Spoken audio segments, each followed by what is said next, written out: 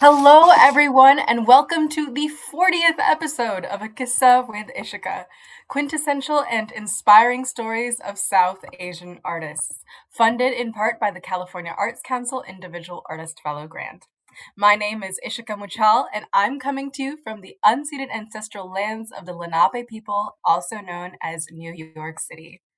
I am beyond thrilled to welcome my guest today, Reshma Gajjar, who is a first generation American actress, interdisciplinary performing artist, and creative collaborator.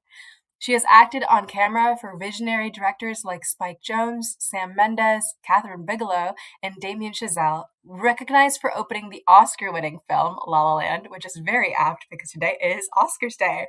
And as a member as a member of the original cast of Life and Trust in New York City, from the producers of Sleep No More, Reshma devised, co-choreographed, and originated a role in this genre-defying theatrical work. She continues to choreograph work for theater and film, including, if I can mention, the upcoming Broadway musical The Lunchbox. She has toured the world with Madonna and Ricky Martin, dancing on stage and screen with some of my favorite artists like Selena Gomez, Dua Lipa, Charlie XCX, and Adele. Reshma bridges the commercial and arts world, known for her theatrical storytelling and that centers humanity. I am so honored to welcome Reshma Gajjar. Thank you so much for joining me. Hi. It I is a wasn't supposed perfect to make day. any I wasn't supposed to make any noise, but I couldn't help myself. I was No, like, it's "Oh my okay. God." It It is, is yeah. Oscars Day. It is, I'm and I totally didn't think about that or didn't know that. And and that's okay. I think it's very important to have people in the world who forget that because I am not one of them. I'm like, Yeah, it's yeah. Oscars Like day. it's like it's a great thing, but it doesn't like hold my attention in the way that I think it holds a lot of other people's attention. But I appreciate it. I just Sure. it's not on my Of course. calendar. Do you know what I mean? But I'm That's excited. very real. I'm excited to hear like how it ends up and everything. Me I am too. so not a morning person. I don't know if you can tell my face is like You look great. You look great. I'm so appreciative for everyone who's watching. It's noon my time, but it's like 9 a.m. LA yeah, time but right now where you 9 are. a.m. So 9 a.m. is not even that late. Like that's the thing. It's like when people are like, I'm not a morning person, they're probably saying 6 a.m. I'm saying like 10. I wake up at like okay. 10:30 if I can help it. Yeah. Um, It's okay. If but it I'm makes you here. feel better, I woke up at 9 a.m. today. Here. Okay, good. So If I look like I'm out to sea trying to answer your question, it's probably because I'm like my brain is like still waking up. yeah. So thanks for your patience, y'all. Of course, of course. Well, I'm gonna throw you really out to sea, back into the deep, deep waters of your childhood. When did you get introduced to the arts? Oh, I was thrown into the arts because my parents just thought I had a lot of energy and I was always dancing around and doing shenanigans as a young person. So my mom put me in dance class when I was 3, and I think she actually wanted to put me in Bharatanatyam or some classical Indian style of dancing, but there wasn't really anything around. So she just threw me in ballet, tap, jazz, and Polynesian was also one of my first styles, and tumbling. At 3 years old, I was doing all those things, and then I just kind of like grew up doing it as a hobby. It wasn't Yeah. something that I ever considered that it would be my career. Mhm. Mostly just because why would I think it would be my career? No one is ushering me in that direction. Sure. Nor am I seeing anybody that looks like me. We've been Mm. all talking about this forever on the screen or on the Mhm. stage. Didn't really see that, especially because I wasn't really doing South Asian art. I was like Mhm. doing ballet, tap, jazz. This is, Right. if I'm seeing anything, it's seeing my own people doing my own people's cultural dance. And I'm like, Right.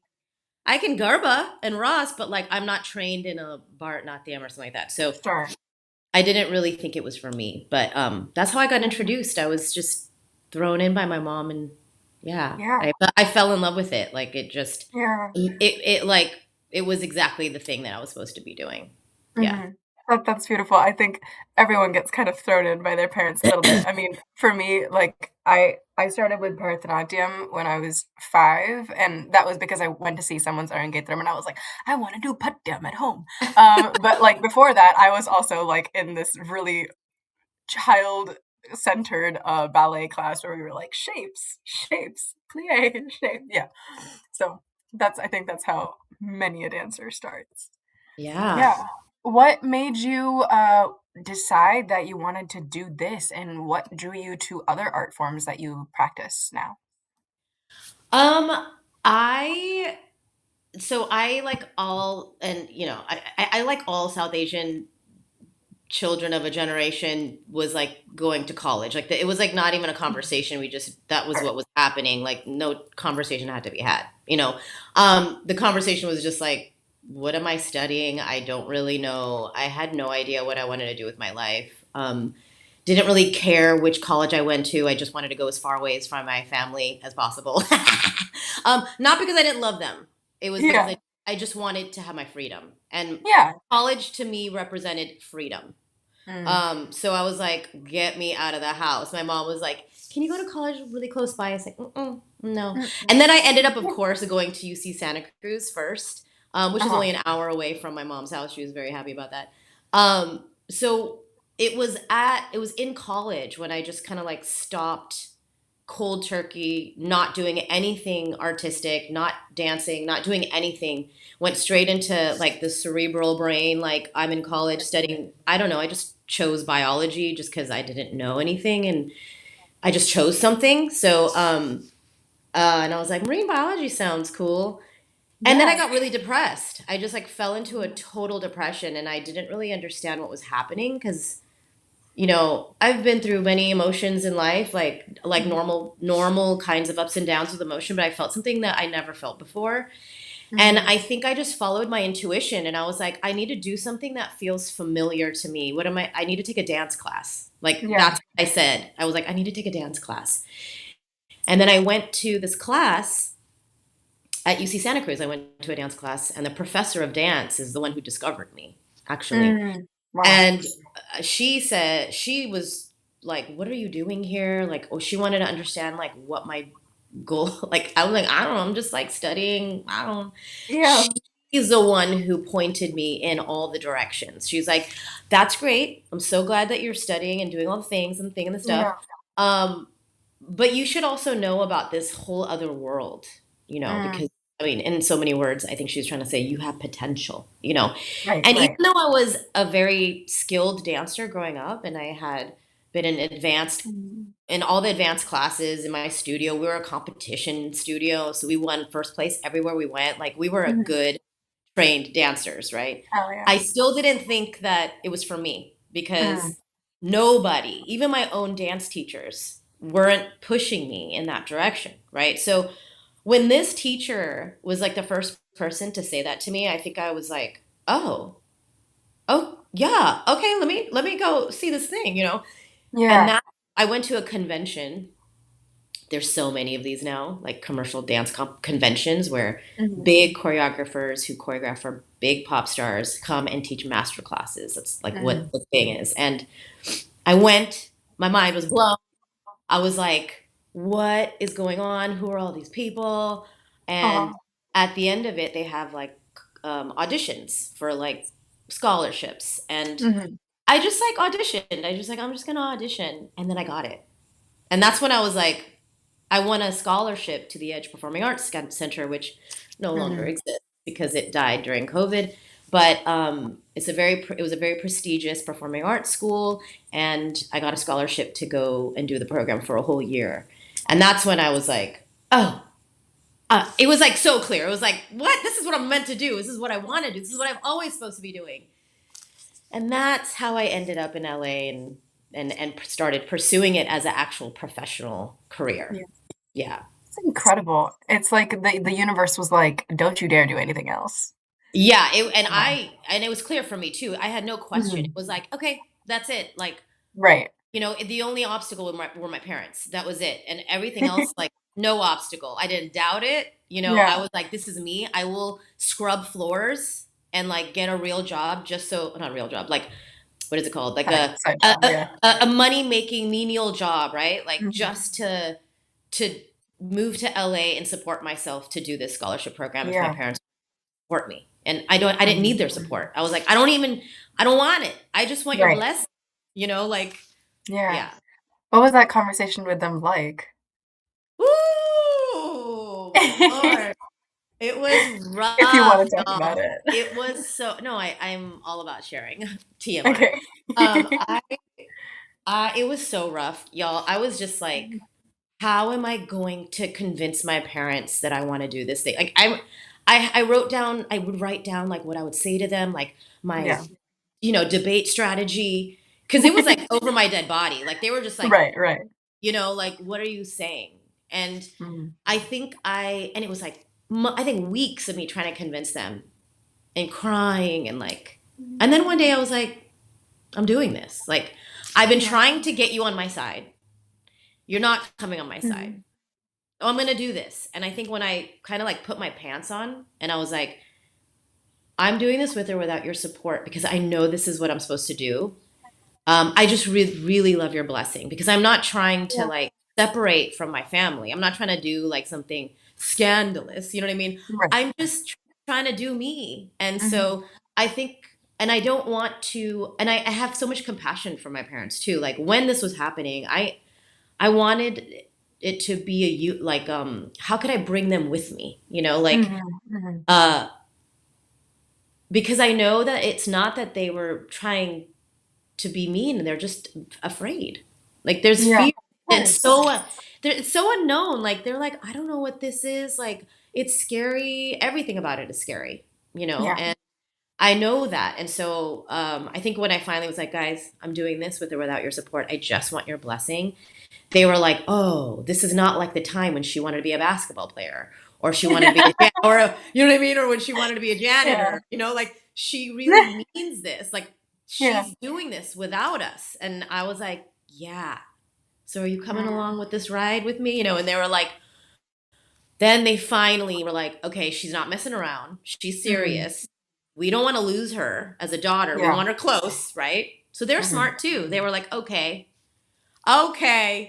if you get a college degree and you Uh-huh. finish your college education and you treat your college as your job, then we Mm. support, and you don't get a regular job to support your life, right? Because I was going to get a job Mhm. at a coffee shop and like pay my Right, rent. right. And they're like, just treat college like a job. Don't, and Mhm. then um, get your degree. We support you doing this scholarship program and pursuing the arts. And I was like, sure, like, fine, whatever you need, man. Like, if that's Yeah. what it is, I got you. Yeah. It was the hardest thing ever. I was like, oh my God, going to college full time and trying to be a performing artist full time. I was like, this Yeah. isn't working. Mhm. It's really Yeah. hard. Yeah, I'm sure. And also, I feel like this is something that I feel like 50-50 with the guests that I've talked to about like how much support you're getting from your family. I mean, I've been really lucky to like always have had my parents' support. Of course, there's like the is this practical to continue down this path conversation comes up, All the right? time. But it's already such a hard field to be in, like, you're facing rejection all the time, right? So to have something to come back to that supports you is just, like, so important. And yes, of course, I understand, like, it's a new thing, it's not set, like, you're not gonna get, like, an IT job or, like, a doctor job and pay off all your bills, probably not. But, like, to have that support is so important, and I'm so glad, like, your parents came around eventually. Yeah. And what's Yeah. so crazy is it was such a hard journey to try and do both that at one point I think Yeah. my mom like really had empathy for me and was like, you know what? Mhm. If you want to stop college and just really because I see you're struggling, like trying to Mhm. put, you can't really, you're literally putting half and half of, you're splitting yourself in half and neither, Right. right? I was Yeah. just getting by in college and I was like Mhm. struggling to keep up with trying to be at all the auditions and all the things for as an Yeah. act as a performing artist. And so she finally was like, you know what, if you want to stop, it's totally fine. We support you. We see what you're doing. And I was like, man, I did not go this far to not get finished. I also am a Scorpio. I'm like, I finish what I start. And like, I've already gone like 2, 3 years in this education route. I'm finishing my Yeah. degree. And so I ended up getting a degree in business law, which Okay. also is hilarious because I've never touched this degree ever, but I'm so grateful Yeah. that I have it because if I ever want to get a Yeah. master's in something, I already did all that and it's done. Absolutely. Yeah. Yeah. It's a good foundation, regardless of whether you go back or not. Yeah, totally, totally. Yeah. Well, tell me more about so you learned so many different dance styles, and I'm sure like even in your college, not your college, like college time training, outside of college, you were immersed in a bunch of styles. What different styles do you feel like influence your current practice and your current voice, and how did you figure out what specifically you're drawn to? So just to distinguish, so once I was discovered by that college professor, I left Mhm. UC Santa Cruz. So Yes, yes, yes. I didn't go there anymore. I went to a bunch of different Right, colleges, and I never studied dance in college. So the where I was right. training was always at a dance studio. So it was the Edge Mm, Performing Arts Center where I learned the variety of different yes. styles of dance. I just And meant like during that time oh period. yes, Sorry. during that Yeah, time. Yes, yes, exactly. yeah. So it was at those studios that I started learning like contemporary and hip hop and lyrical and partnering and waltz and like all ballroom dance, like everything you can imagine. I was starting to learn, Yeah. and I think I really love storytelling and expression. And, Mm, one of the things I love about dance and why I'm so grateful that it's in my life, like I could cry about it when I think about it, is like growing up was so hard that dance, the reason why I like um, gravitated towards it so much was it was my best friend. It was like my therapist. It was yeah. like my crush. It was my confidant. It was everything to me. Mhm. And so when I think about the kinds of dance where I am tapped into that like um, feeling, it's Mhm. always kind of like contemporary and like lyrical, right? Is when you Mm, like can yeah. really like go there, Right. emotionally and tell story or like partnering, Mhm. And so that's kind of what I gravitated towards. And there were Mhm. certain choreographers that I really loved that were storytelling in a very, very lyrical way, like Mhm. to the story of the song.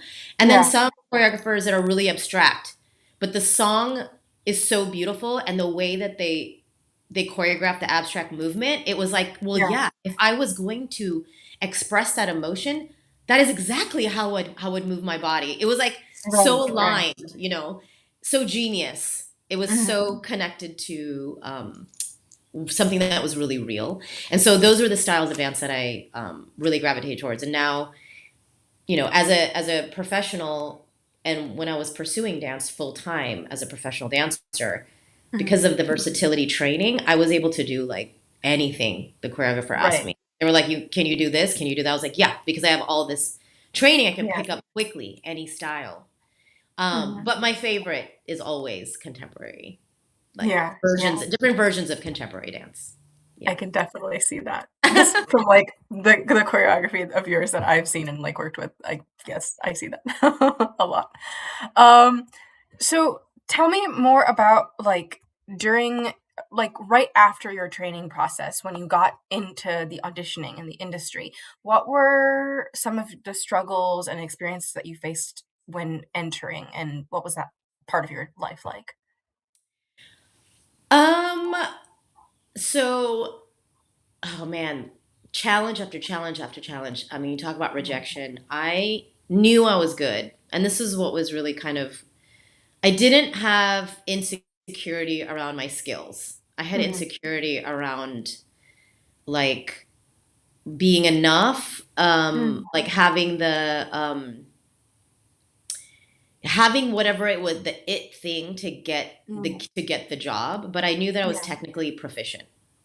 And so when I would go to these auditions, and when I say I went to auditions, like I was like a crazy person. Like Yeah. I would go to so many auditions, multiple in a day. Like I wasn't messing Mhm. around, you know. I would go to I would crash auditions. I would be like, oh, I'm not supposed to go to that, but I'm going to it. I go to auditions where it was like, we're looking for tall, black, like 6 foot black women. I'd be like, I'm going. You know what I mean? Like, Yeah. because I just didn't, I just was like, you just never know, you know, you Exposure, yeah. never know. And so I would show up to every audition. And I knew I was good enough. I would make it to the end. I mean, maybe not the ones where there were like 6 foot black girls. You're like, well, you're wrong. You know, but Right. like when there's a possibility, I would get to the end. You know, in a dance audition, for those of you who don't know, it's like there are multiple cuts. You'll learn a combination. They'll sometimes they're kind and they'll typecast at the beginning, like when maybe those auditions where they're 6 foot tall black girls that are like, Reshma, Right. you can go, thank you. And Yeah. before you even learn anything, they'll typecast, right? I appreciate that. They don't waste your time, right? Sometimes Right. they don't do that, and they'll have you learn a combination, and then you audition it. They'll do a first cut, then they'll put you in smaller groups, and then you do another cut. And this could take all day. You know, Yeah. if you're lucky, and this is a union gig, maybe it's a couple hours. But if it's Right. not, you could be there all day, if not 3 days. Like I've been on auditions for tours where I was there for 4 days in a row, like 10-hour days, Yeah. Jeez. full-time job, and then you don't even get it. You're just like, Right. woo! Yeah. So hardcore. So Yeah. those were the days, man. Those were the days. It built real resilience and like community. I mean, we were like there for each other in the room. We were there. It was Yeah. like the energy was wild. Yeah. So I would get to the end. I would make it to the last group. I would get to the last final cut, and then I wouldn't make the job. And it kept happening over and over and over and over and over. And I was like, don't know what else I can do. Like I'm doing everything. Like I don't understand. And it started to kind of like destroy my love for dance. I mean, and it wasn't like, oh, a couple months. It was like years. It was years. Yeah. And, you know, I don't actually know what it was, but I think it was because I was too exotic, right? So when they are like putting together a group of dancers, you know, back then, it was like white, black, Hispanic. Hispanic was like maybe as like diverse as they maybe wanted to go. Sure. But here I was just like the only South Asian person in the room, and like South Asian was a little exotic. That maybe that was like a little too exotic for like the range of like Where do you know we put faces you? we want Yeah. to represent this world. And so I just would never get it. And I was like, I can't do anything about this. This is me. I don't know how to not be me. So I quit. I like straight up quit. It started to destroy my love for the thing that was too important to me. So I was like, you know what? I'm tired of thinking. I mean, it was years of just like thinking about me all the time. You know, it's like perfecting my headshot or perfecting my skills. It's all about like my face or my body or so much that I was like, I don't want to think about that anymore. I'm done. I quit. And I moved to India and I like started this program. I did this program called Indicor, which was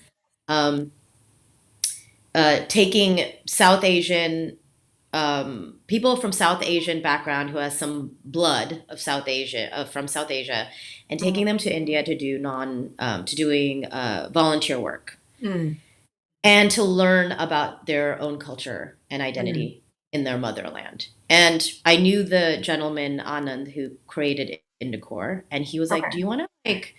He like just knew that I was also doing photography at the time or whatever, and he's like, "Do you want to be the documentarian of the first group of fellows who do this?" And I was like, yeah, I do. I'm done. I'm leaving. And I quit. And I was like, I'm going to India. I'm going to serve. I don't want to think about myself anymore. I want to give back. I'm tired of thinking about me. And I went to India, and it like I like never wanted to leave. I was like, I'm obsessed with the people. I love my culture. I want to be with the children. I ended up joining like one of the fellows needed my help because I was like one of the only like artists in the space. So he was creating a musical, and so I ended up assisting him in making this musical with these kids who have who are experiencing homelessness, these slum children, and they're part of a nonprofit called A QISSAA, and together we created a bilingual musical. Wow. Yeah. And it was that experience that kind of like changed my life, because Mm. I was in India for at this point like a year, and um, these children were special. I mean, these children were incredible. I mean, they have Yeah. nothing. They have nothing, but they are giving everything, and they have so much talent and so much joy Mm-hmm.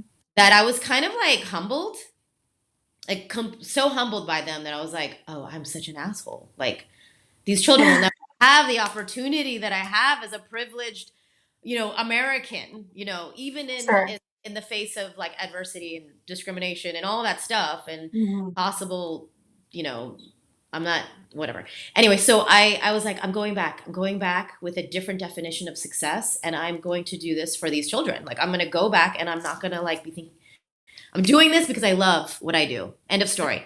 It's not Yeah. going to be because I'm working. I think this idea of like Mm. I'm working, then I am that. If I'm a working dancer, if I'm a working actor, then I'm an actor or a dancer.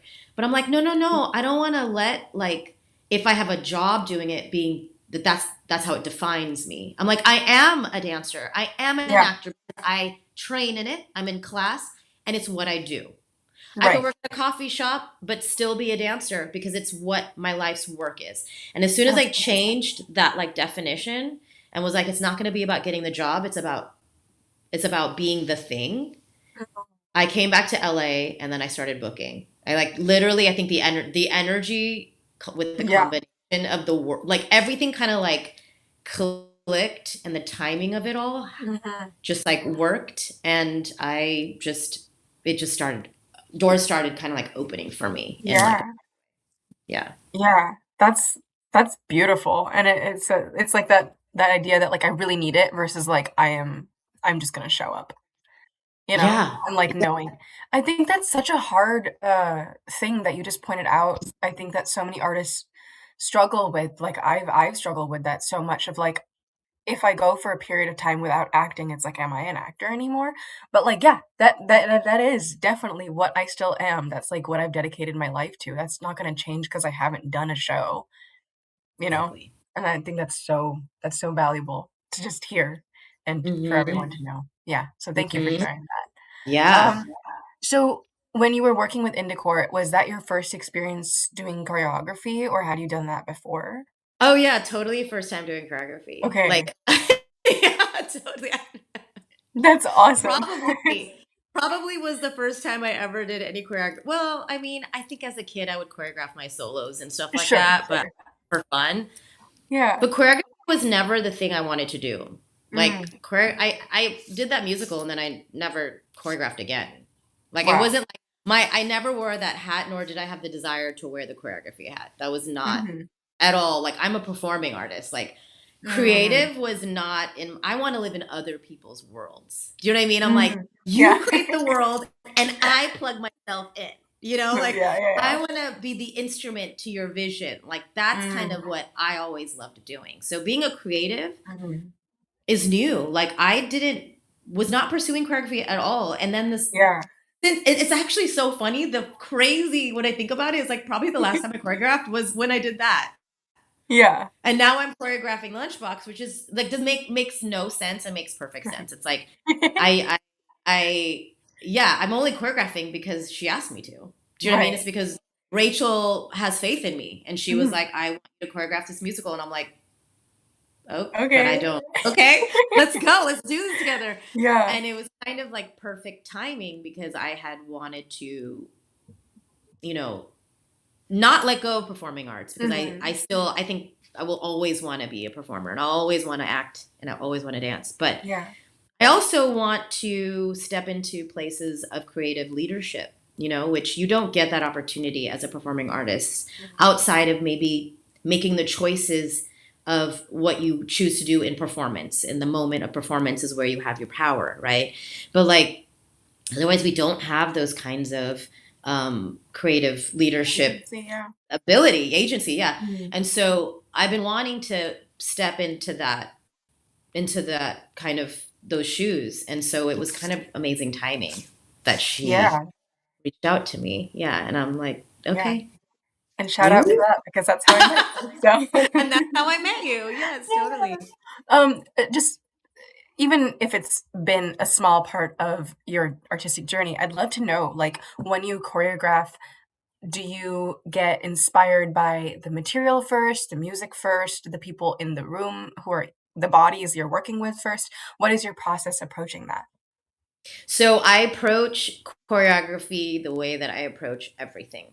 And whether it's as an actor or a dancer, I approach choreography the same, which is I'm here to serve the story. So it's Mm, not about me. It's not about like I'm a choreographer and I have a vision, sure. or I'm an actor and I know what I'm doing, or I'm a dancer, I'm amazing. It's like I Mm, have a story that I am telling, and that is what I'm serving. yeah. And so I always start with the script, mine the script for clues, really understand the story and the world that's being created. And then the music obviously is huge for me. Like the music, it tells me a lot. Like Right. what's the vibe? And sometimes the story and the music together, this is where creative stuff happens. Like sometimes you go really literal and sometimes you go really abstract. And like finding the play in that Yeah. really comes from like intuition, I think. I also Mhm. just really follow my intuition. I like have art, like a certain kind of aesthetic and artist expression that I think I like and I tend to cling to. And so I kind of like pull from all kinds of things. The lyrics are big for me again because it's Mhm. like storytelling. Like what are Yeah. we doing? And I really want to try to capture an essence or a feeling of a human or a place Mhm. or um, an emotion. Yeah, with the body. Yeah. Yeah, that's beautiful. I mean, dance is physical storytelling, so that makes a lot of sense. Yeah. Yeah. When this project, of course, like, you were approached, but when you're creating work or, like, working in general, how do you find your collaborators? What are you looking for, and how do you get, like, an outside eye on your creations? Um, I like, I keep notes. Like when I have a memory of a goldfish, y'all. So like, I don't remember. What's crazy is like sometimes I have to prepare for interviews where people are going to ask me about me. Yeah, Does that I no, sound I crazy? feel It's like, don't you know your own life? I'm like, yeah, but I don't remember what I did yesterday. You know what I mean? but Like, in the moment, it's hard to think of answers. yeah, I'm like, Yeah. I don't know. Like, and then people are like, Rush, there's so many things. Like, what about other people know me better than I know Yeah. myself, which is I'll like look to my homie and I'll be like, what's the answer to that? She's like, oh my God, Resh, like this. I'm like, oh my God, yeah, I totally did that. Um, so I have to write things down all the time and then I'll forget where I wrote it Mhm. down. So this is like Mm. I'm a hot mess.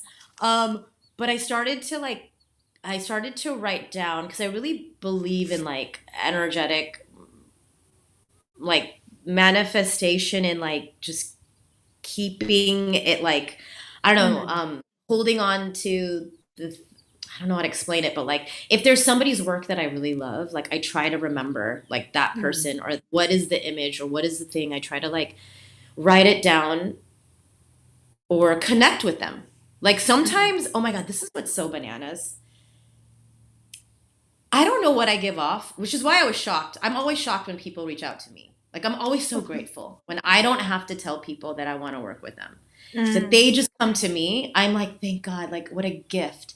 Because with auditioning and self-taping and throwing yourself out Yeah. there, telling people that you like think they're amazing and you want to work with them, and then when someone comes to you, you're just like, or a job just comes to you, you're like straight booked. I don't even know. Like Yeah, the angels have like come down and blessed me. I love that mhm. shit. So I don't know where I was going with this thought, but what I do is when I see someone's work or I'm aligned or drawn to somebody, Mhm. I like tell them. Like I make a Mhm. point. I started to because I realized that there's maybe something that I'm giving off that people don't think. They either think that I'm fine and like I got my shit together or something, or I don't need anything, or like she's got her own thing going. But I'm like, no, man, I want to live in your world, and no, I'm right. And so I Yeah. I realized I'm like I think I need to tell people. I think I need to tell Mm. people. I think they need to know. And so I Yeah. started doing that. I started telling people, I'll be like, I really would love if ever a world could collide of ours and we could be in collaboration, or I would love to be in your dance company, or oh my God, if you're making if you're working on another film, I'd love to read for a part or whatever, like, because your vision is like a world that I want to live in. I started to do that with people Yeah. because I'm like, let's cut to the chase. Right. We're gonna you don't have control of the jobs you're gonna get half the time. Like you audition for, I audition for anything and everything right now, right? Like, Same. and all Yeah. the time. And then it's like whatever sticks, right? Mhm. I don't have control over the thing that sticks and who decides to choose me. And it never really Yeah. makes sense. Like sometimes it makes zero sense. It's like, I totally was an idiot in that audition. Like that was not my best audition. And then they're like, we want to book you. And I'm like, Right. what? Cool. Amazing. Okay. So it doesn't make any sense. And then Yeah.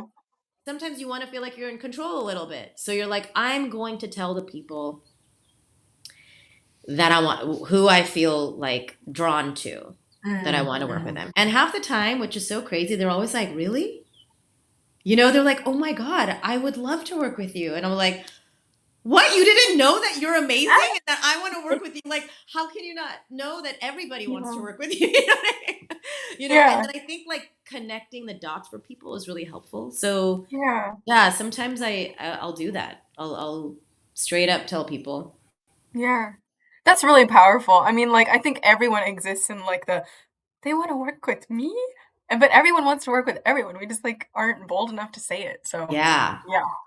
Yeah. I started to feel like I think I need to put this in my own hands a little bit, and not wait around to be discovered sometimes, or not wait around to be seen. I need people to see me. You know what I mean? Like, I need you to see me. I am Like, here. I'm here. I'm here. Like, you're a world I want to live in. And Mm. sometimes they respond and sometimes they don't. But half the time it's really beautiful response. And then I end up collaborating with something and they're like, great. Yeah. Yeah. That's awesome. And you're the co-choreographer that I met during the Lunchbox audition. Oh, Is my that associate. okay? Your associate, yes. Is that like a longer term partnership? I love you so much. Everyone is like, have you worked together? Who is that person? Okay, so true story. That is my homie for life. Okay. So Miles is my life partner. Okay. Like in all the senses, like romantically.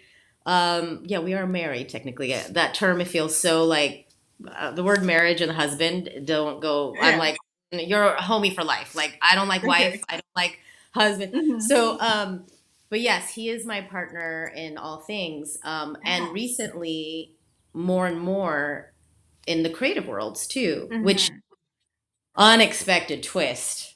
Unexpected twist, because I was not trying to have a partner where we also work together. Like I am very much like, I do my thing, you do your thing. We overlap a little bit, and this is so crazy, but like no matter how much I fight it, the world just keeps putting us. I mean, with everything, we started booking films together as actors where we auditioned for the same movie and they would hire us as actors and not knowing that we were a couple.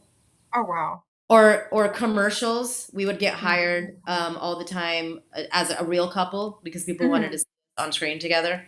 Yeah. And I was just like, I can't deny that there is something going on here. Right. Like, and it's really sweet. It's really sweet. I've come to accept it. I'm a very independent brown woman and I'm like, I'm my own person, but I also, I can't deny that there is something really sweet there. And so like, I accept and I approve and I support.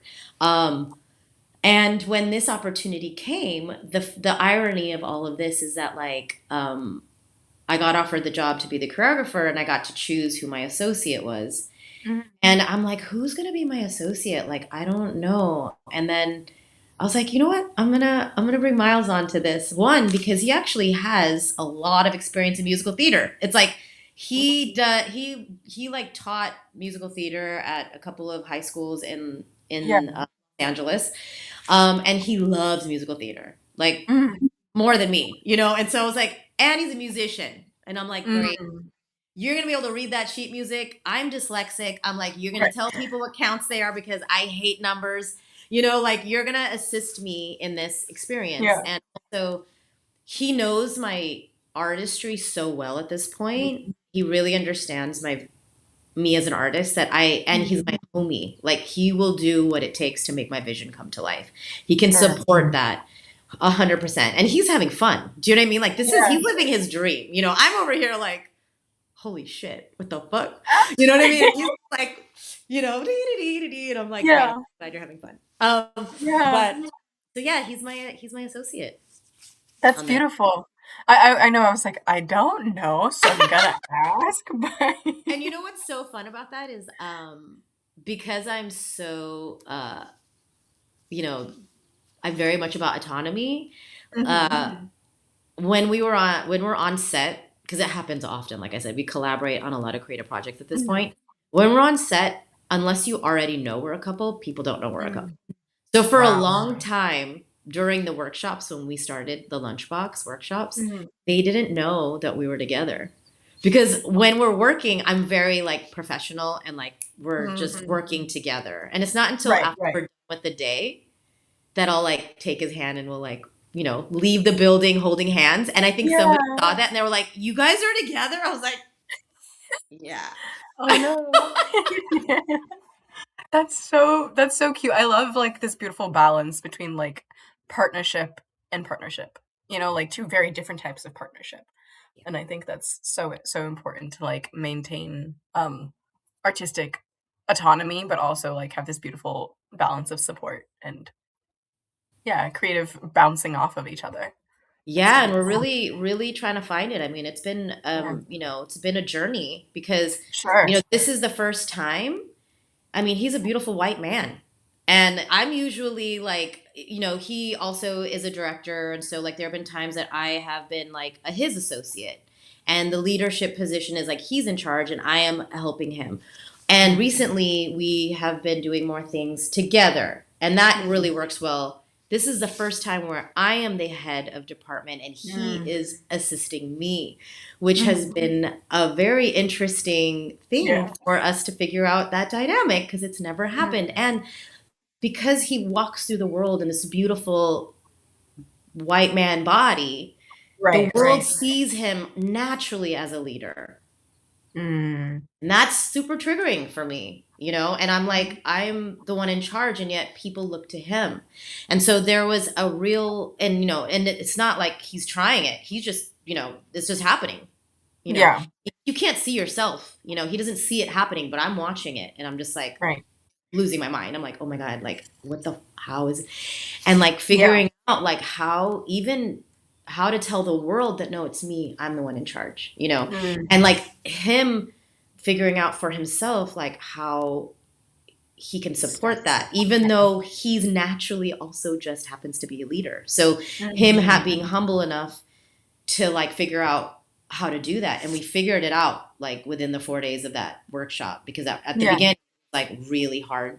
We were Mm. stumbling through it, and Yeah. then I think we had like a come to Jesus moment where I was like, yeah, this isn't working, you know? And then he realized, he was like, oh yeah. As soon as I like pointed out what was happening, he's like, you're right. Yeah.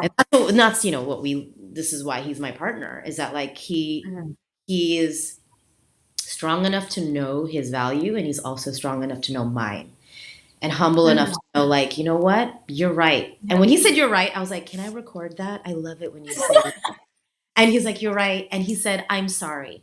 And Mhm. now he like knows what to do. Anytime someone, he's more aware. He's aware now. He's like, oh, Mhm. people are coming to me. As soon as he does that, he just looks at me. It's something as simple as like looking in my direction, as if like, Mhm. you shouldn't be asking me that question. You should be asking her.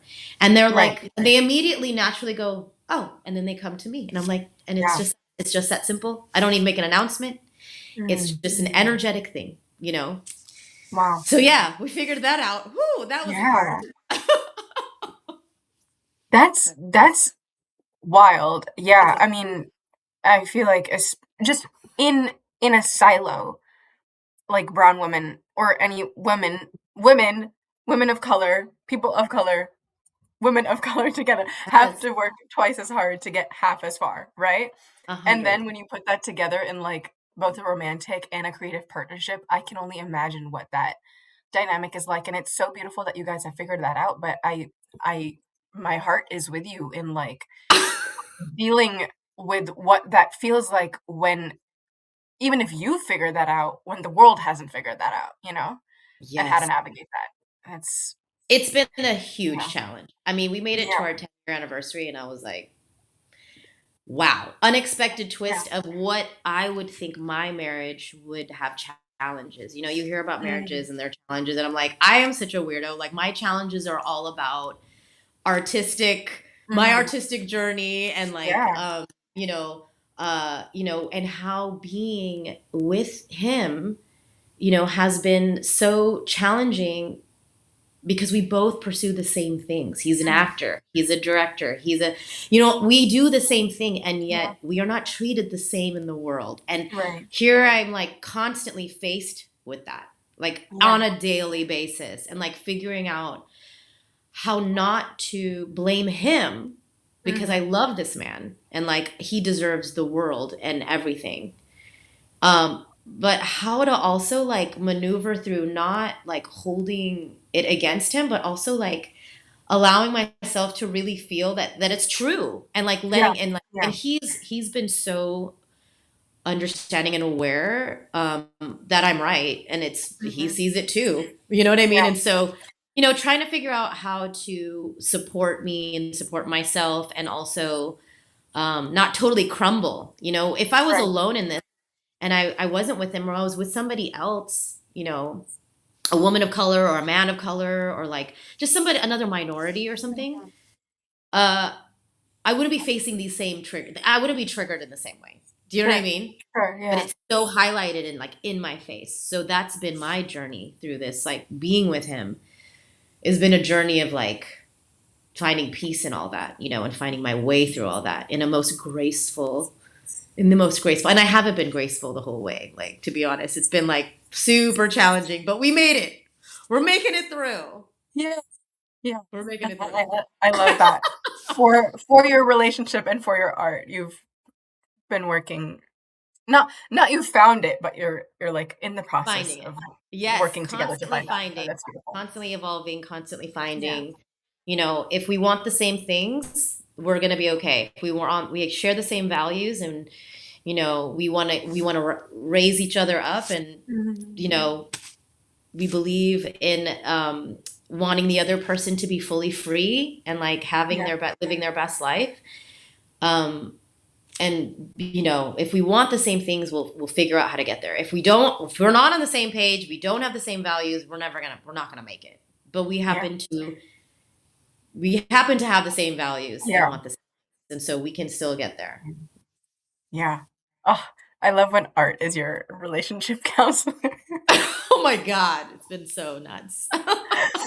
Anyway, to drastically shift the conversation, can Yeah. you talk a little bit about your experience on tours and what getting into those are like and what you've learned from the process of those? Oh my god, tour was like heaven. I mean, the first tour that I did, which was the Madonna reinvention tour, Mhm. was like a Insane dream. flex, by the way. I'm sorry. Insane. Insane flex, by the way, Oh, that your thanks, first tour was girl. with Madonna. Yeah, I mean, Oh my technically, God. my first tour was Stacy Orico, which was this, Okay. really sweet artist, and we went to. It was a small tour. We went to like, Japan and Korea, Mhm. and, she was lovely. And Tina Landon, shout out to like the OG, she choreographed it. That was like my first big job, Mhm. and tour. But then Madonna was like the first, like put me on the map as like, if there's like an A list, B list with dancers, like that put me at the Right. top. I was like, oh my god, I'm dancing for Madonna. Yeah. Um, that was like kind of an affirmation for me, in a like, Mm. oh, dreams come true. You know what I mean? Like Mhm. I was just like high on like, holy Yeah. moly. I mean, yeah, I would have wanted to dance for Michael Jackson. That would have been like the ultimate dream come true. Sure. No shade to Madonna. We love Madonna. But if we're talking about like, I expected it to be Michael, and then Madonna's like, no, it's me. And I'm like, I got Right. you. Yeah. Um, I'm Yeah, sad. dreams coming true and living my best life. I mean, I knew when I started my professional career and knowing what was out there as far as dance goes as a career, I immediately knew I wanted to be on tour. Like I wanted to be a tour dancer. I know there's so many avenues one can take as a Yeah. dancer, and I was like, I want to be a tour dancer. That's what I want. And the reason why is because one, it was like the job to have. Hmm. And two, I think because I really wanted my freedom. So, Mm. you know, the theme of my life has always been wanting to be free. You know, even when I was like, I need to get out of my house and go to college as far as because Yeah. I want to be free. Dance, wanting to dance all the time. It was my freedom. It was my connection to freedom. It's like the only thing my mom and dad really let me do, like leave the house to go do that. Like hang out Hmm. with friends? No. Like growing up, not allowed to hang out with friends. I say hang out, it was an immediate no.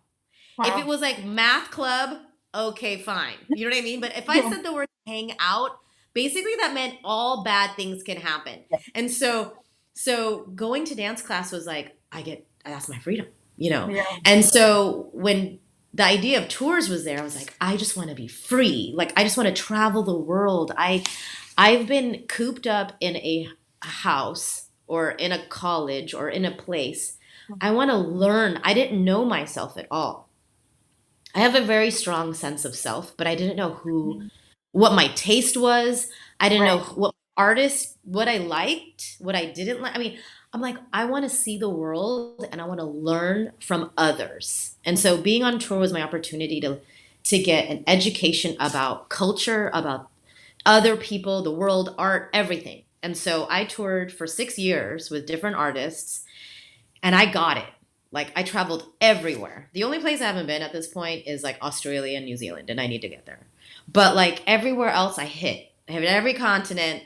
I need to get to like also the middle of Africa. I haven't been there, but I got a taste, Yeah. and that's the gift of touring. And Mhm. also, obviously, it's high intense the amount of energy and adrenaline and stamina to do a concert tour is beyond. It's like, and like the large crowds that you are Right. performing for, knowing how to do that and have this the inner strength to also not crumble in the Yeah. face of all of that energy. Like holding your power, being the biggest energy on a stage when you're a tiny little ant, but they Hmm. see you and feel you, Yeah. there's so much that you learn on a tour. And Mhm. also when you're touring, you learn a lot about people because you are traveling with these people. Right. Right. You're working with them, you're traveling with them, you're living with them, you're like eating with them. It's like you become a community and you learn really quickly about human dynamic and like who you Mhm. like and who your friends become. And it was an immediate education. Immediate. Yeah. I learned so much about life more than even just dance. You know what I mean? Yeah. But it was a hardcore training as well. You train a Sure. lot to do these tours. And so my stamina, my endurance, and my strength at that time was at the pinnacle Hmm. of what it could be. Yeah. Yeah. And I think that's something that a lot of like people who are not artists don't think about in terms of like the fact that we just like up our life and go somewhere, for a long period of time. And that's something that not many careers have. And it's like when you're thinking about like tours of for dance, tours for like musicals, tours or just like regional theater, like you'll leave, go and come back for like a month, 2 month, 3 months at a time. And that's something that I feel like so many people just don't understand, like both the challenge and Yeah. like the gift that is. Yeah. Yeah. Like living Yeah. out of a suitcase. You know what I mean? Mhm. Oh, This yeah. is Oh, this is it. And I was like, I'm here yeah. for it. I was all about living out of my suitcase. I'm like, let's Yeah. go. I just want to Yeah. be on the road. Yeah. Yeah. Yeah, and, there was one of your interviews that I was reading, where you talked about dancing next to someone versus dancing with someone. Can Mm. you talk more about that? Because I'm curious about what you meant by that in terms of, like, especially when you're performing with these, like, big stars. Do you remember any more context? I think it was I want to say it was like the Dua Lipa or Huh. the Madonna tour. One of those events where you were talking about like whether you're dancing next to someone or dancing with someone, Uh-huh. just because you're Okay. like sharing space. I think what If you I remember. I think my intuition around like maybe what I was trying to say is your job as a Mm, professional dancer when you are dancing next to an artist or behind them is your job is to take care of them. mhm, Your job is to make them look good. Your job is for right. them to shine, for them to support them. That is your job. I mean, it's not Mhm, about you. It's about them. You know what I mean? But sure. also, you are a discreet, incredible individual who is why it's which Mhm, is why you're there yeah. dancing to them because you're an amazing human being with something to give, Mhm, and a light to shine. But knowing that that is your job, you know what I mean? mhm, Like, yeah, your job is to be an incredible, talented dancer and like kill it on the stage. But when there's an artist that you are next to, standing next to, and maybe I talked about Dua Lipa because specifically, like, there's a lot of things when you become a dancer, whether it's on tour, just with a pop star. Like I've done the yeah. AMAs and the Grammys and all of these shows where you're with a pop star. You are literally taking care of them. Like if you're right next to them and they need to hand you a mic, you know what I mean? Or Mhm, there's a cue and you need yeah. to hit the cue because the cue helps them with their next cue, right? Mhm, It's all in support of them. mhm, mhm. And I think that's important to know because it's a balance of shining Mhm. your bright light and living your best self, but also being fully aware Right. that you are there for them. If something were Yeah, to happen, a costume malfunction, whatever, you're there and you got their right. back. You have their Yeah. back. Yeah. Serving And the not and story, not getting serving the that artist, not yeah. getting that kind of twisted. Do you know what I mean? Yeah, sure. Yeah, Yeah, not getting that absolutely. twisted. Yeah, okay, that makes a lot more sense. I was so curious, I was like, "I love this, I want to understand more about this, so Yeah, thank you yeah, for yeah. explaining it." There's a Yeah. responsibility. There's Mhm. such a responsibility to take care of them. And not Yeah, they don't need to be taken care of, but like they need to be taken care of. They're doing a lot. right. This is Yeah, their show. This is their yeah. show and we are there to make them look even better. Mm, And yeah. dancers are incredible. We make everything better. Like So literally true. dancers are such superhero humans. Like we make every room better, every show better, every film I mean, we are Mhm. incredible. So, Yeah. it's like you are lucky when you have dancers in a room. Mhm. They're superheroes. They can do Yeah, anything. And that's absolutely. Yeah. Well, because today is Oscars Day, to bring it back, I want to ask you about La La Land. What was that experience like? Because that's like when I first discovered who you were, and I was like, "Oh my god, there's a brown performer on stage, and she looks so cool." And I'm forgetting the fact that I'm gonna cry about this movie in like 30 seconds, but I this is know. incredible. So, what was that like for you? Yeah, that was What a was the pretty journey? pretty incredible pivotal moment. So I had been focused, starting to dabble in acting already Mhm. because I started doing a TV show called Hit the Floor, where I Okay. was dancing on it as a regular. We played. It was like a basketball teams and their dancers, and like Mhm. there was like a lot of um, uh, opportunity for like acting to Mhm. sort of enter my space. In that moment, I was like, I think I want to Flashback start. to when you wanted to be a basketball player. Oh my god! Oh my god! Oh my god! I totally didn't even put that two together. Yeah, I should have been a basketball player and not the cheerleader. But I was Yeah. playing like a Laker. I was playing like a Laker girl, Okay, gotcha. Yeah, in the yeah. show. Mhm. And there was a team called the Devil Girls, and so that was Mhm. kind of like the beginning of me, like, working on a television set for 2 seasons and being like, I want to start acting and getting the opportunity on that show, Yeah. which was great. But La La Land was super pivotal for me because I was still mostly full time dancing, and when I got this job, I was actually hired to do skeleton crew, which is like the group of dancers who help the choreographer's vision kind of come to life before the actual Mhm. shoot. Because this was a whole, like, what Oh, Mandy yeah. had to do was Yeah. bananas. Her brain is amazing. Mhm. And you need bodies to figure that out. You need bodies to figure out what you're going to actually do, right? Right. And so I was hired to do that, and it's called the skeleton crew. And it's never guaranteed that if you're skeleton crew, then you actually do the job. But you are like kind of like the stand-in. shepherding. Yeah, you're shepherding Yeah. this thing. It's like maybe people who you trust that can offer you good ideas, who are like professionals, who will like get it together for you and figure it out with you. Mm-hmm.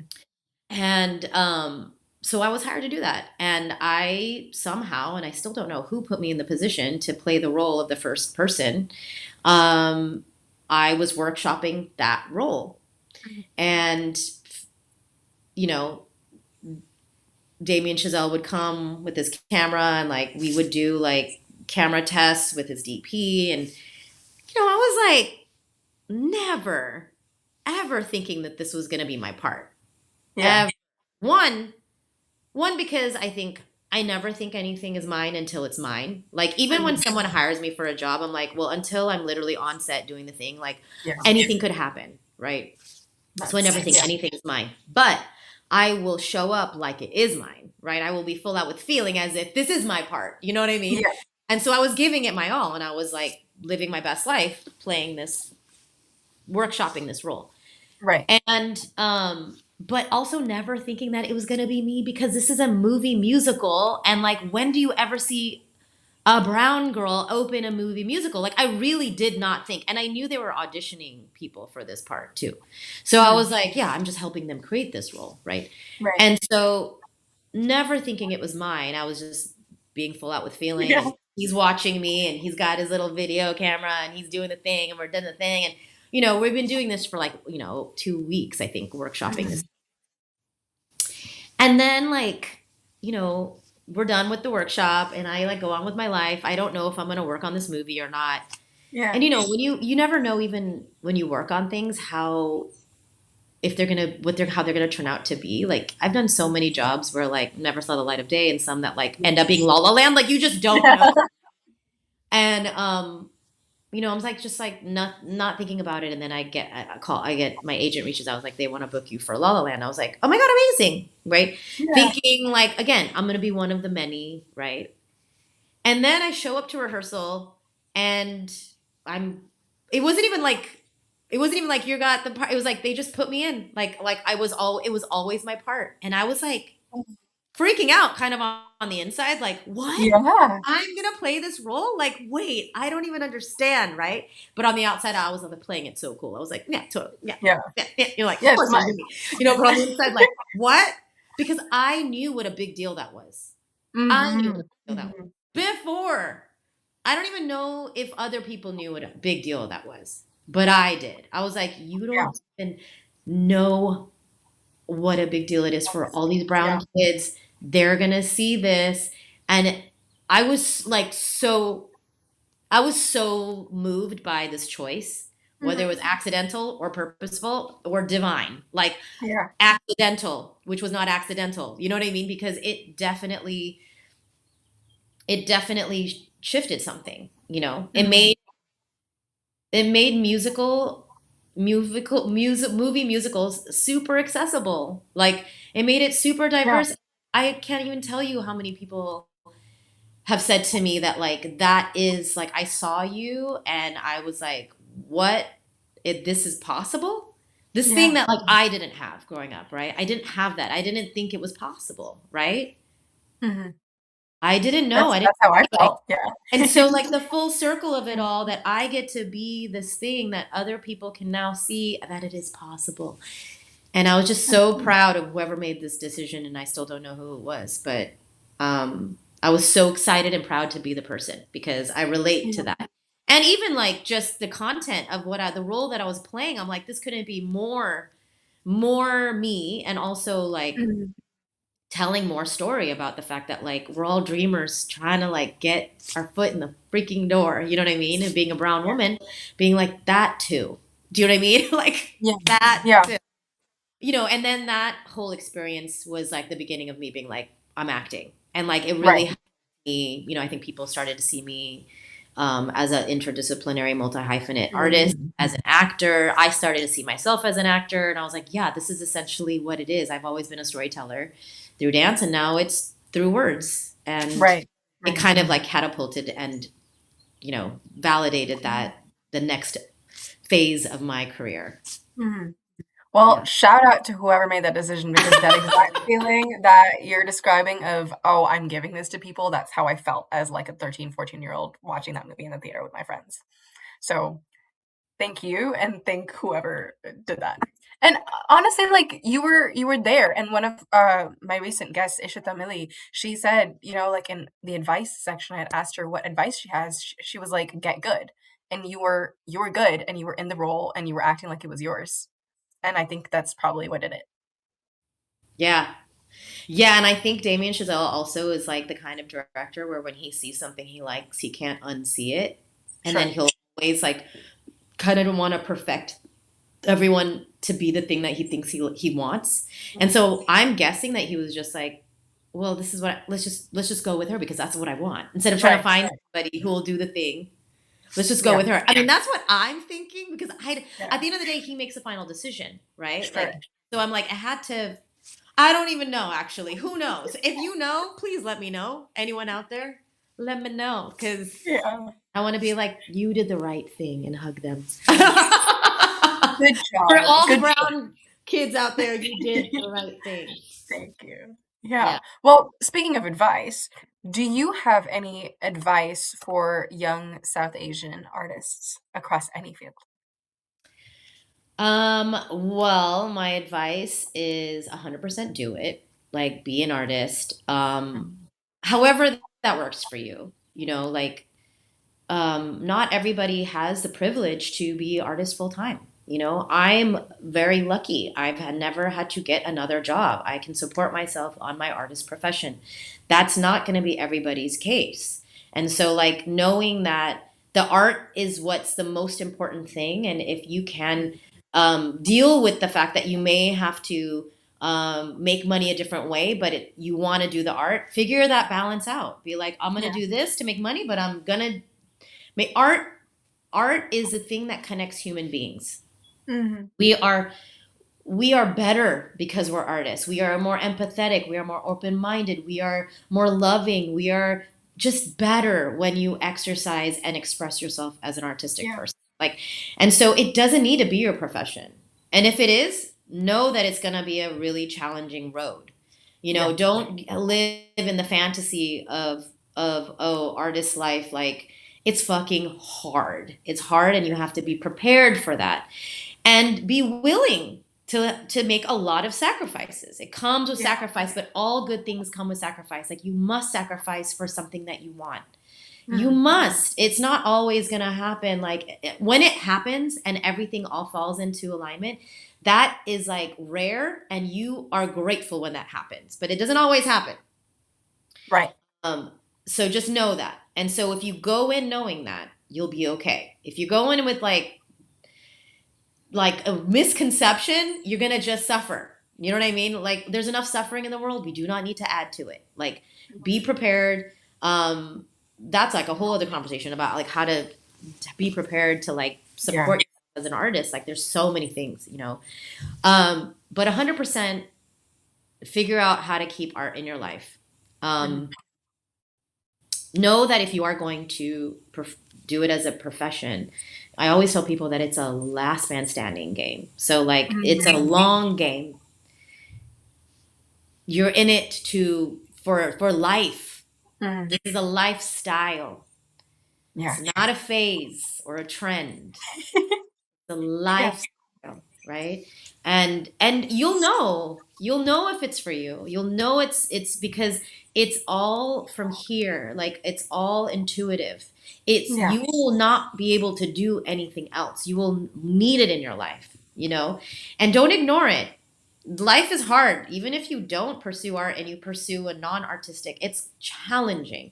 And that's why Hmm. I'm like, if you can keep the art in your life, even if it's a part-time thing, it will feed your soul, feed your life. Hmm. It is such a gift. Yeah. And so, yeah, I I say go for it and don't let anyone get in your way, including yourself. Yeah. Yeah, we are Oh, the best people to get in our own ways, let me tell you what. yeah. Yeah. Wow, I know that there are, like, people listening to this, but I felt like you were talking just to me and, like, kind of really quiet, and Good. okay. Good. And and set yourself up for success. Like get community around you that it's lonely and isolating. Mhm. Um, I'm lucky. I started out immediately with a family because I got that scholarship program. And so I Yeah. came to LA and I immediately was surrounded by 18 other kids on this program that we just immediately became each other's family because we didn't have anybody else, right? Mhm. Not everybody gets that. You come to LA and you're by yourself, or you come Yeah. to whatever, sorry, not LA, New York, could be anywhere, just wherever you decide you want to like pursue your art. Mhm. It's very isolating. It's very scary, which is why I like wasn't trying to push my family away. I'm like, I want you with me. Like, I want to have my Yeah. family.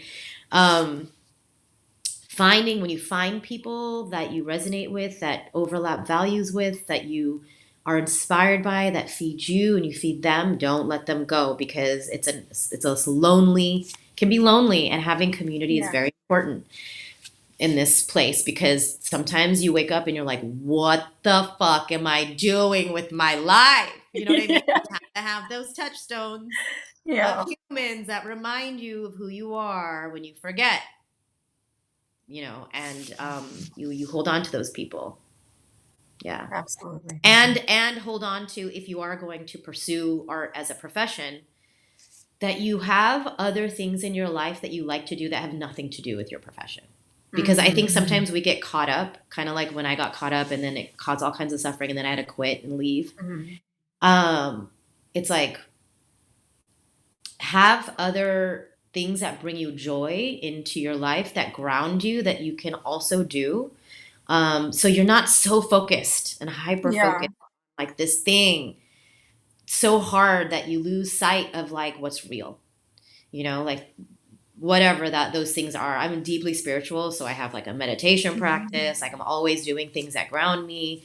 I'm always trying to, um, I love style, so I'm on the side always like finding little outfits that I like. That has nothing Yeah. to do with my career. Like literally, I'm like, collect slow fashion vintage and then like sell Yeah. it and like connect people through clothes and I did ceramics and like get my hands in dirt and like ground myself in like other forms of expression that's Right. artistic. Gardening. I mean, there's so many things that you can do on the side that like support you. You have Mhm. to create your own support system. Yeah. And it also Yeah. informs your art. I think if you're just doing the art, you're like you're approaching it through one lens, right? But if you're living a full, well-rounded life, then that is informing your artistic practice in every Yes. way.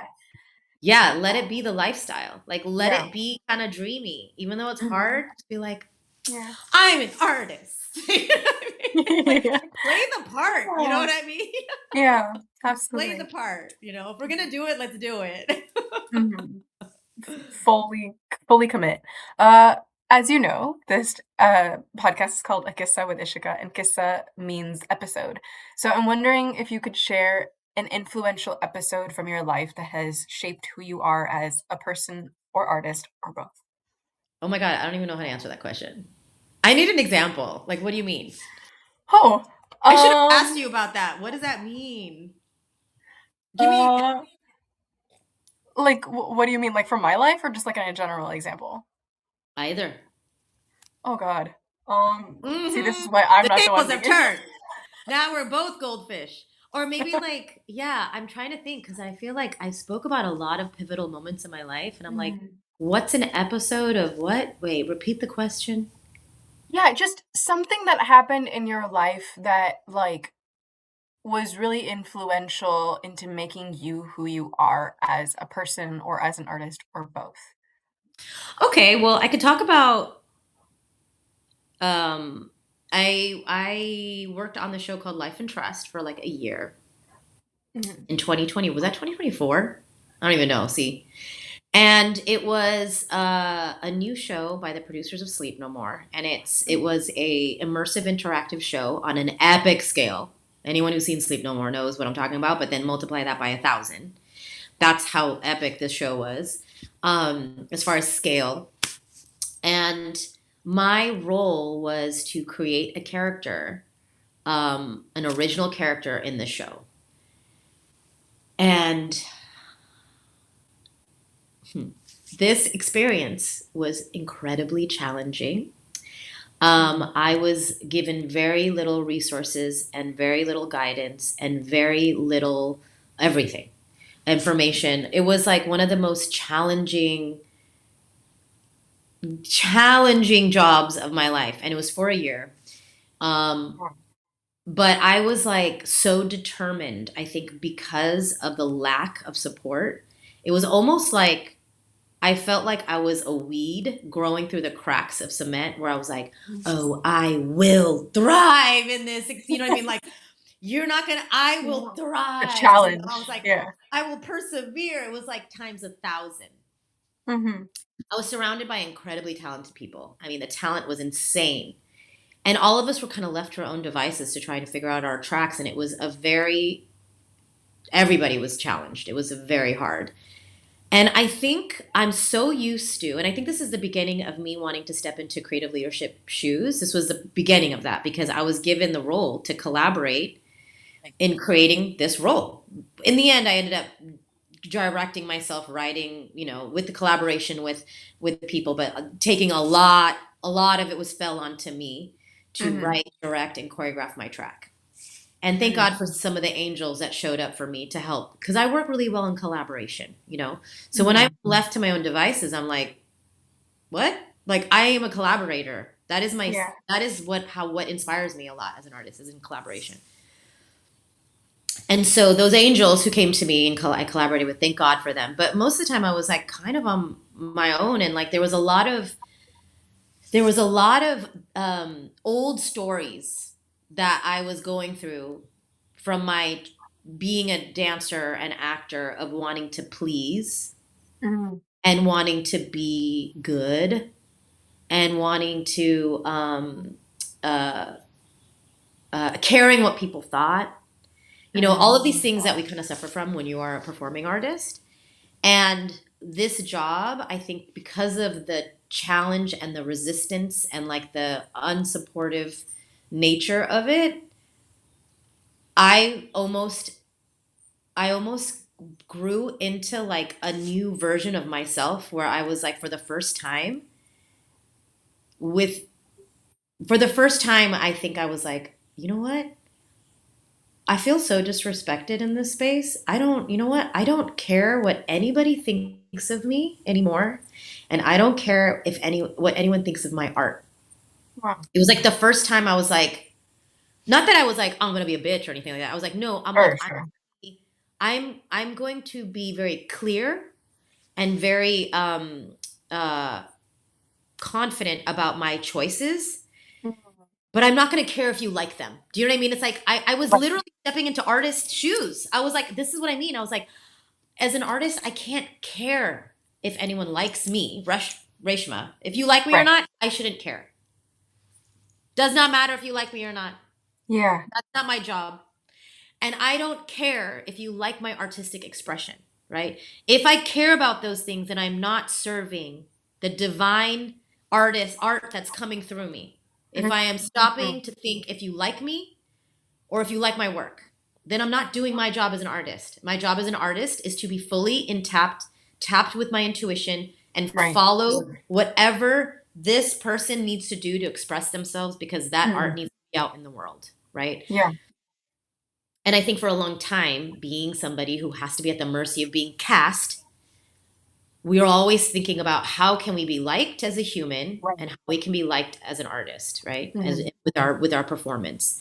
And that was the first time where I was like, I don't give any fucks anymore. Like, I was like, I am a professional, and I will be respectful and professional still, but I don't care if you like me. I'm not trying to please you, and I'm not trying to please you with my artist expression. I'm just going to make what I'm going to make. I'm going to make a bunch of art here, and I don't care if you like it or not. This is true to me. And it was so powerful. It was so powerful, like, because I really didn't care like anymore. I was so tired and like beaten down from the experience that I cracked open. And this new little artist person was born, and I'm so grateful for it because we spend so much time caring what other people think, Mm-hmm. and it's so dumb. It's so dumb.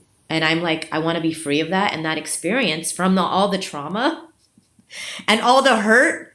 It like I thank God for that because it really like I shed something, and now I'm like, I don't care. I don't care. Doesn't Yeah. matter to me. I'm not going to be liked by everybody. That's okay. And not everyone's going to like my art. And that's okay too. Mm-hmm. I don't care. Not my job, you know? So that was huge. That was huge. And it was a Wow. perfect thing to kind of set me in motion Mm-hmm. to start being in more places of creative leadership and having an artistic voice Yeah. as a Yeah. creative. Yeah. Mm-hmm. And Yeah. not just as a creative. Yeah. Showing up and trusting what you have to say rather than feeling that you need to be chosen. Yes. Yeah. Absolutely. Yes. Or proving Mm-hmm. myself worthy of, of something or, any of that Yeah. stuff. Yeah. Well, we've come to about the end of the interview, so I just want to thank you so much for your time, and also how can people find you and what do you have coming up that you can share? Oh my gosh. Okay, I could talk to you forever. I love how it was like, if I look like I'm out to sea, I didn't stop talking. Clearly I was able to find the words. We were in it. We were in We were it. in it. We were locked in. So I am currently I just finished a movie that I acted in, a movie that I acted in that I also co-wrote and co-directed Oh, wow. with my homie for life. So that movie is called In Our Wake, and it's coming out. We're in post for that, so that's a really big deal. I'm really excited to share that with the world. It's like based on true life experience, and more places to turn our life experiences into art. So that is a really, really exciting project that's coming out this year. And then I'm also choreographing a new musical with Rachel Chavkin and Ritesh Batra and the Lazors, called The Lunchbox, based on the film The Lunchbox, which is a gorgeous film. And it opens May 27th at Berkeley Rep in the Bay Area. So any of you who want to take a road trip to the Bay Area, or you live in the Bay, May 27th is when we open, and I think it has like a month run. And fingers crossed, it makes it to Broadway, because everyone should see this show. It's so beautiful. And I'm very excited to be part of creating this world. Yeah. And how can people find you? Social media, websites? I have a website. It's basically my name.com, reshmagajjar.com. You can find me there, or I'm on Instagram. And Instagram, my handle is basically my name as well, Reshma Gajjar. And yeah, those are really the only two places that I am.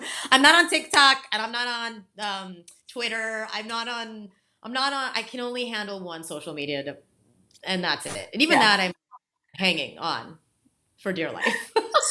So relatable. Me too. Yeah. Well, thank you so much, Reshma, for your time and your insight and just sharing your experience. I know that this is for a lot of people listening, but this felt like it was just for me, and I feel like it hit me at a time in my life that I really needed to hear everything that you were saying. So thank you. You are welcome. Thank you for asking me all these questions, and I'm glad that we were in conversation. And yes. I think that's like the best type of interview, where it feels like I'm not just like asking you questions, but we're like talking. Exactly. Yeah. All right. Well, thank you so much. And for everyone who's listening, thank you so much. And I will announce the next QISSAA very soon. Thanks for having me on your 40th. This is amazing. Oh my God. Yeah. What an honor. Congratulations. Thank you.